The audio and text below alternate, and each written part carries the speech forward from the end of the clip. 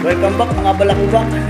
Yan, mga trainees natin sa ano yan, sa advanced firefighting. So today is your day 2. So at ang pag-uusapan natin ay ito, no?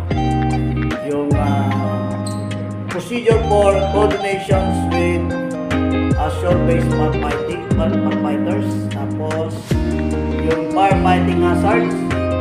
And then ventilation control at saka yung control of fuel and electrical system. So mahalagang-mahalaga yan guys na alam natin kung ano yung mga gagawin natin, particularly sa emergency, no? That's why kung tayo po yung naka-on board, ano ba ang dapat natin gagawin para malaman natin yan. So we have to follow the trainings and drills at saka yung mga regulasyon at policy ng kumpanya, di ba? So hanapin natin yan dito sa ating malaking TV para mabahig natin, may natin kung ano yung mga dapat natin gagawin. Pag pinag-usapan natin, procedures, ano ba sa Tagalog ang procedures? Paraan sa Tagalog, di ba? So sabi nga dyan, procedure for coordination. Ibig sabihin, ang top management ang nandyan, which is yung kapitan, di ba? Kasi siya yung isa sa mga nakapwesto sa bridge na po-contact sa shore, di ba? Pag sinabi natin shore, dun sa kalupaan. At syempre, bakit natin kailangan kontakin ang shore? Syempre siguro kailangan natin ng, of course, matinding backup. Siguro yung ating emergency sa barko ay lumalala. That's why we need to contact them. So, paano? May proseso, may procedure, no? Meron niyang step-by-step procedure kung paano natin malalaman. At, syempre, ang isa sa mga kukontak dyan sa shore is yung kapitan, no? At, syempre, yung pangalawa, yung tinatawag nating firefighting hazard. So, habang nagpa-firefighting tayo, lumalaban tayo sa apoy, ano ba yung mga kadelikaduhan? Pag sinabi mong hazard, kadelikaduhan yun, di ba? Na pwedeng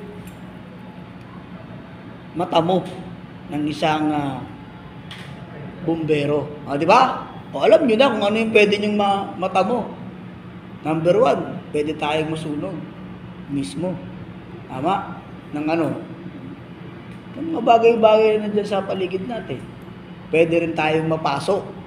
Tama? Kasi yung tubig yung tubig na yan na galing sa atin, pag yan ay pinasok mo sa mainit na space, pwedeng maging steam, di ba? So delikado rin yung pasok, no? At marami pang iba kagaya ng suffocation. Kung papasok tayo ng enclosed space na wala tayong tamang gamit, anong pwedeng mangyari? Di ba? Suffocation, tapos pwede tayong mawala ng malay kung wala tayong tamang equipment, di ba? At yung ventilation control, isa sa mga dapat nating pagtutuon ng pansin yan kasi during the time of firefighting, may mga kanya-kanya tayong duties and responsibilities, di ba? So, halimbawa, itong compartment na to ay nasusunog. So, how we can manage to control na hindi na mag-spread yung apoy sa kabilang compartment, diba? So by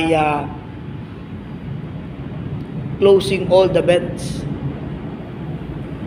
maaring natural at saka yung mechanical. Pag sinabi natin natural vent, ano ba yan?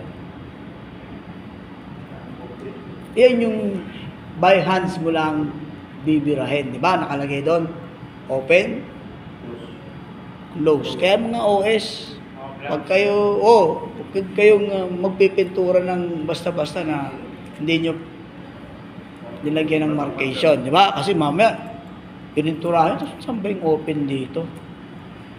Di ba? Kailangan meron kayong kagad na markasyon na pag pintura nyo, dito yung open, dito yung close. O yun yung flaps, diba? Yung mga flaps, ventilation flaps. Tapos sa mechanical vent, automatic by ano lang yun, by button, di ba? Kaya nga during the time of emergency, ang mga naka-assign doon, sino bang mga naka-assign doon? Sinong mga team? Support team.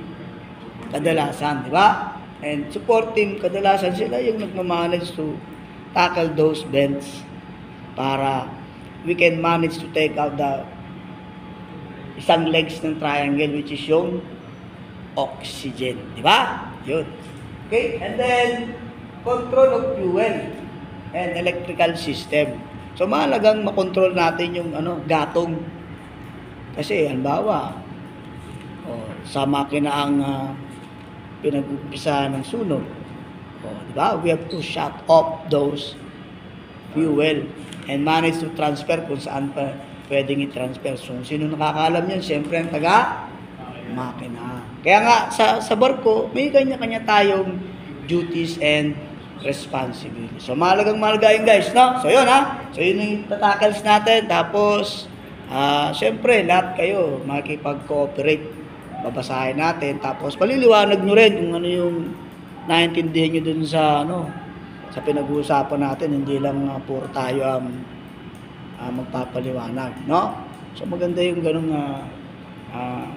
talakayan, balitaktakan para pareho tayong matuto. Sige guys, so naka 6 minutes tayo. Kapag patuloy natin ito, tapos buksan natin yung ating mahiwagang TV, sarado pa no?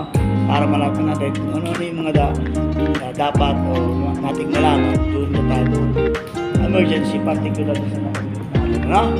Okay guys, so shout out to kayo, yan o. Taga sa sir. Mindanao sir. Hoy, Mindanao. Sige, pati mo sa Mindanao. Okay. Thank you. Dito ko sa Globe. Mindanao ha, okay lang. Mindanao. Sir. Sige, Manila lang sir. Manila. So, mamaya, sige yung pangalan nyo. So, Manila. So, hindi lang raining. Laging Manila. Oo, si Mr. Paulo Soriano, kamusta ang mundo? Shoutout. Isang palok. Subscribe, Captain Mo. Yun. Mama Chum. Shoutout. General na dito sa Globe. Okay, so sir. Shoutout sa Gimban, Iloilo. Rising Star. Yan, there you go. Rising Sun. Gimban, so pati mo sila sa Gimban.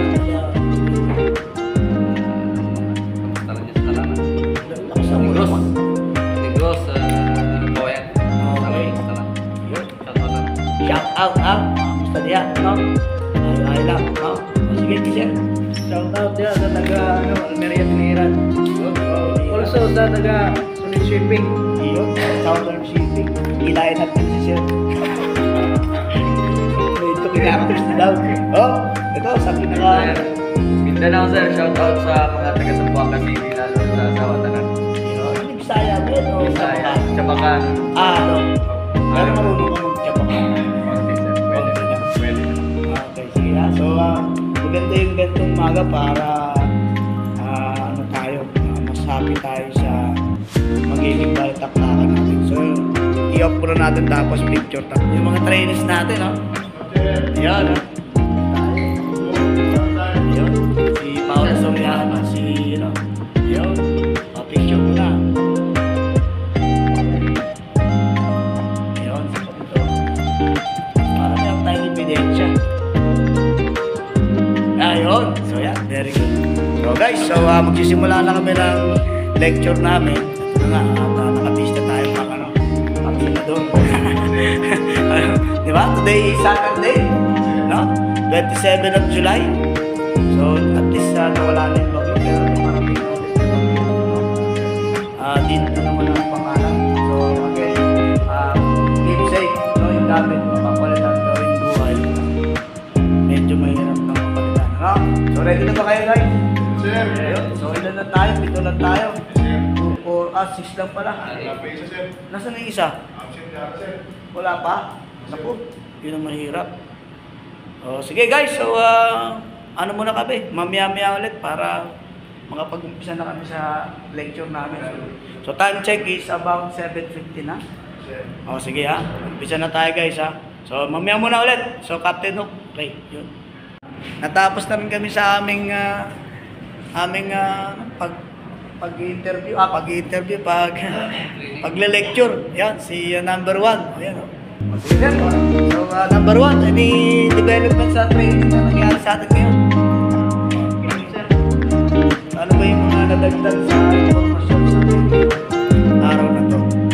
Ididigil natin ito sa vlogs natin ngayon. Sir, ano ba yung mga tandaan mo lang?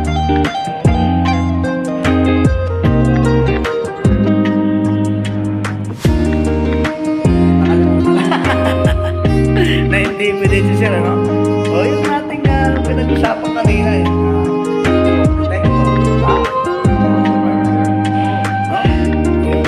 Sige, shoutout na lang. Sige, shoutout ulit. Shoutout po sa Biliran. Biliran, o ano yun, no? Sa Leyte, ha? Sige, shoutout ko sila sa Lingwain, Bisaya. Shoutout dyan. Sir. Para. Nahiya, yun. Oh, punta tayo kay sir. Next. Shout out sa Kawayan, Negros Occidental. Okay, thank you. Mayong hapon ng dira sa inyo tanan na. Yun. So, anong pangalan po na, sir? Vladi Gargarita. Okay. So, mamaya pagpicturean ko yun. Tapos, para malagyan natin ng pangalan yun. Ano natin. Okay, wala na. Wala lang yung shoutout. Pamilya, anak. Shout out din sa pamilya. Sa Sana Gargarita pamilya. Sana maigi sila ngayon na dahil dahil Sa asawa ko, mga anak bagyo, na. no? Kawayan. Yun, sana maka-apply na ulit sa... Tsaka yung ano, yung negosyo, hindi na, no? O, sige, punta tayo kay ano. Ay, number 3. Oh, Sir, yun. Shoutout sir sa Sikap Shipping sir. Sa mga taga San Andres. Uy, bukid. Sir, subscribe kayo kay Captain Luke. Yun, subscribe lang kayo, ha. Tuloy-tuloy lang tayo, mamay. Ito-flash out natin yung ating channel. Oh, sir. Oh. Sir, shout out dyan sa sumunod sa Pagkalitsor. Sa pamilya ko. Salamat kay sir, Captain Hook. Captain Hook. Yun. Subscribe, please. Subscribe. Yun. Thank you. Wala na. Wala na, sir. Tambay-tambay lang muna tayo dyan. Thank you. Keep safe, ha. Happy Sunday, ha. Sige. Oh, kay Mr. Paulo. Ito, Paulo Din Jones to. Shout out. Sir, shout out sa Globe. Lalo na kay Captain Hook. Yun. Please follow and subscribe. Magaling magturo si Captain Hook. Okay. Marami kami natutunan about dito sa Globe. Very good. Oh, thank you. Shout out sa mga kaibigan ko. Inyo, love you. Taga Sampaloc, sir. Sampaloc. Sampaloc. Sa Kalangay. Sa Kalam. Baka Captain Hook yan. Thank you, sir. Thank you, sir. Thank you. Oh. Oh. hello sir, shout out sa mga taga Zamboanga, pati na sa pamilya ko. Please follow and subscribe, sir, Captain Hook. Kasi magaling magturo po, quality, walang halong biro, seryoso, may matututunan talaga. Ayun. Thank you, sir. Thank you, guys. So, picture muna tayo. Malapot na bagsak, pero medyo mag-ano lang tayo. Sir, compress lang tayo konti. Yan, para meron tayong picture. Tama ba? Yun. Ba't wala tayo? Ay, sir, diba? Di pa kasama si sir. Ayun. So, tambay lang muna tayo saglit, ha? So, tingnan muna natin sila. Para... Okay guys, thank you very much. So, ito, tatapos na naman yung aming balitaktakan. At, thank you very much. So, hindi ko alam kung ako. Kung ako, di okay. Ay, hindi, baka mag-restro ako ng kotse kasi mag-expire na siya. O mag-expire na siya. So, anyway, so good luck and thank you. Thank you, sir. Yun.